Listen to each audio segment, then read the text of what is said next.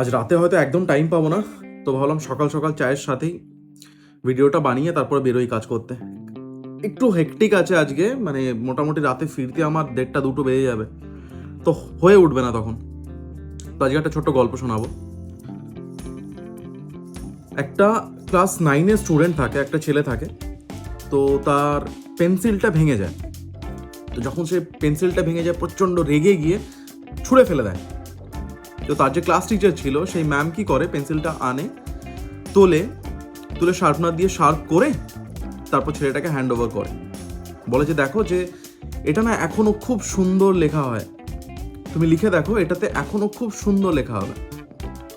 ছেলেটা দেখে, একবার পেন্সিলটার দিকে দেখে, একবার নিজের কথা ভাবে যে সে কি করেছে, তার রিয়াকশন কি ছিল, জাস্ট একটুখানি ওটা ভেঙে গেছে বা কোনো কিছু হয়েছিল বলে।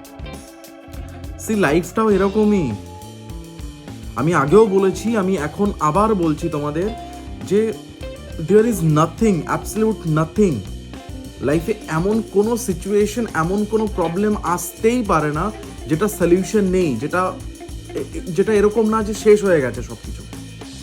ইট জাস্ট দ্যাট কিছু সময় আসবে লাইফে যখন তোমাকে একটু শেপ করতে হবে, একটু ধারালো করতে হবে। এত চিন্তা করো না প্লিজ, এত চিন্তা করো না, সব ঠিক হয়ে যাবে। ইটস জাস্ট দ্যাট তোমাকে একটু টাইম দিতে হবে, একটু সব করতে হবে নিজেকে।